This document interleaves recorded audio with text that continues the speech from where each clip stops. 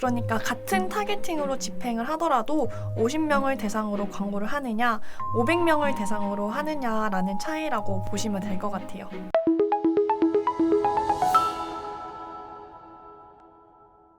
안녕하세요. 카카오 비즈보드 교육을 하게 된 퍼포먼스 마케팅 2팀 김다정입니다. 성공하는 카카오 비즈보드, 이것만 알면 됩니다.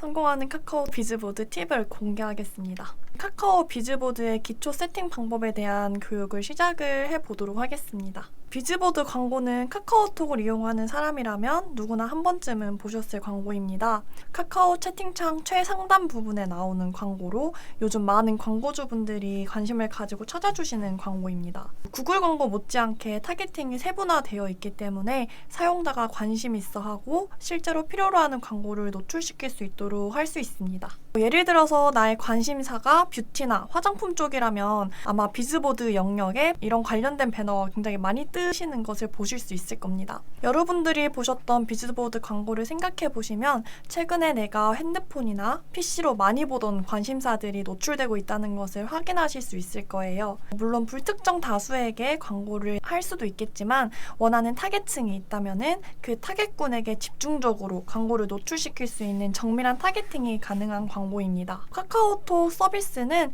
모바일과 더불어 PC에서도 사용이 가능한데요. 모바일 버전에서는 비즈보드, PC 버전에서는 하단 배너 광고를 진행할 수 있습니다. 둘 다 좋은 광고 매체이기는 하나 개인적으로 하단 배너보다는 비즈보드가 조금 더 좋은 퍼포먼스를 보였던 것 같습니다. 이런 차이를 느꼈던 이유는 두 광고에 큰 차이점이 있기 때문인데요. 우선 두 광고 모두 카카오 서비스를 이용하는 유저의 데이터를 기반으로 타겟팅을 하기 때문에 세밀한 타겟팅이 가능하다는 공통점이 있지만은 카카오톡 서비스의 특성상 아무래도 PC보다는 모바일 이용자 수가 훨씬 많기 때문에 모바일에서 노출되는 비즈보드 광고에서 확보할 수 있는 모수가 훨씬 넓다는 차이점이 있습니다. 그러니까 같은 타겟팅으로 집행을 하더라도 50명을 대상으로 광고를 하느냐, 500명을 대상으로 하느냐라는 차이라고 보시면 될 것 같아요. 또한 비즈보드는 카카오톡 채팅창 최상단뿐만 아니라 다음 앱, 웹툰, 그 외에 카카오 주요 서비스에도 노출이 가능하기 때문에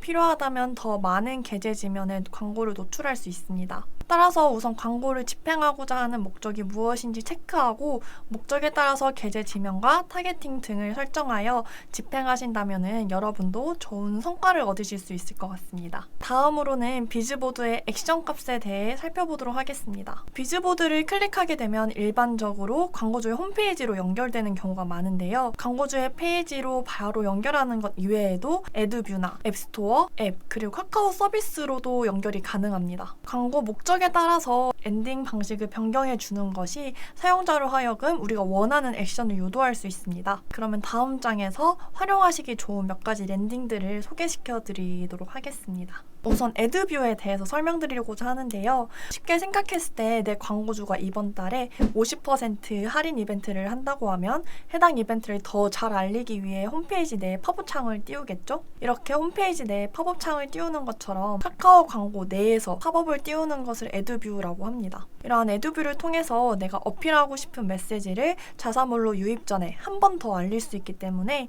전달하고자 하는 메시지가 있으시다면 사용하시는 것도 좋을 것 같습니다. 애드뷰 형태는 이미지 형태, 영상 형태, 슬라이드 형태로 다양하게 있으니 이 부분도 광고주의 입맛에 맞게 진행을 하시면 됩니다. 애드뷰는 보시는 것과 같이 풀뷰, 컴팩트 뷰 두 가지로 나눠져 있는데요. 우선 풀뷰 같은 경우는 가운데 있는 이미지처럼 모바일 화면 전체에 노출이 되어서 사용자에게 화면 전환에 이질감 없이 자연스럽게 광고 정보를 노출할 수 있는 방식입니다. 컴팩트 뷰의 경우는 모바일 화면 전체를 가리지 않는 절반 정도의 크기로 노출되는 형태로 보실 수 있으면서 이 두 가지 광고 모두 목적에 따라서 구매하기, 선물하기, 회원가입과 같은 카카오 서비스로 연결할 수 있는 버튼이 다양하게 있기 때문에 퍼포먼스를 낼 수 있는 방법으로 세팅해서 운영하시면 좋을 것 같습니다. 다음으로는 앱스토어 앱으로의 연결입니다. 앱스토어로 연결되는 비즈보드의 경우 앱 아이콘을 필수로 노출해야 합니다. 사용자들에게 앱스토어로 연결되다는 인식을 심어줘서 성과가 굉장히 좋은 편의 노출 광고입니다. 다음으로는 구매 전환을 목적으로 할 때 활용할 수 있는 방법입니다. 우선 원클릭 결제 서비스를 활용하는 방법인데요. 해당 랜딩을 활용할 경우 경우에 사용자가 카카오페이 결제를 통해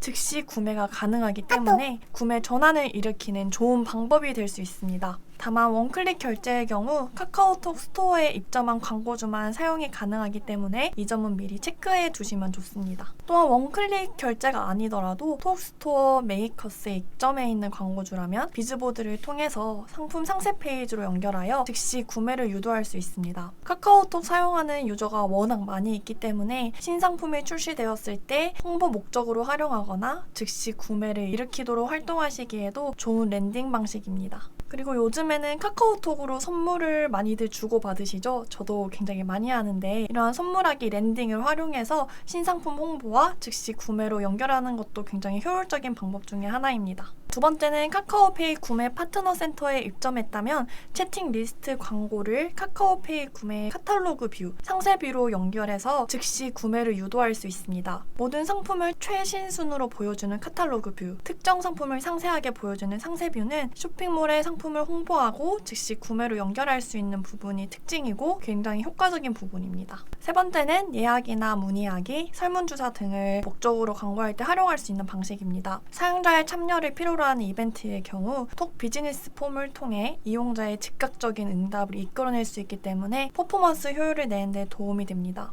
DB 수집을 목적으로 광고를 집행하고 계신다면 비즈보드의 해당 랜딩 방식을 사용해 보시는 것도 좋을 것 같습니다. 그리고 카카오톡 채널에 톡 메시지나 챗봇을 랜딩을 통해서도 상담이나 문의하기 즉시 가능합니다. 지난 8월 3일 카카오 비즈보드의 프리미엄 확장 형태인 익스펜더블 동영상 유형이 출시되었습니다. 해당 동영상 유형의 광고는 배너 내에 힌트 에셋을 클릭 시 영상이 자동 확장되는 형태입니다. 주목도가 높은 카카오 비즈보드에서 브랜드의 영상 시청까지 유도 가능해졌으며 이를 통해서 아무래도 차별화된 마케팅이 가능해졌다고 볼 수 있죠. 이런 익스펜더블 동영상 유형은 카카오톡 채팅 목록 상단에만 노출이 되고 해당 광고 집행 시에 노출 지표를 볼 수 있는 확장 지표 또한 추가로 생성되었습니다. 하지만 순수하게 익스펜더블 소재로만 노출된 지표를 확인하기 위해서는 반드시 지면별로 광고 그룹을 분리해서 운영이 필요합니다. 이번 교육 들어주셔서 너무 감사합니다. 다음은 운영 방법에 대한 강의가 있으니 운영 방법에 대한 자세한 팁이 궁금하시다면 다음 강의를 들어주시면 감사하겠습니다. 감사합니다.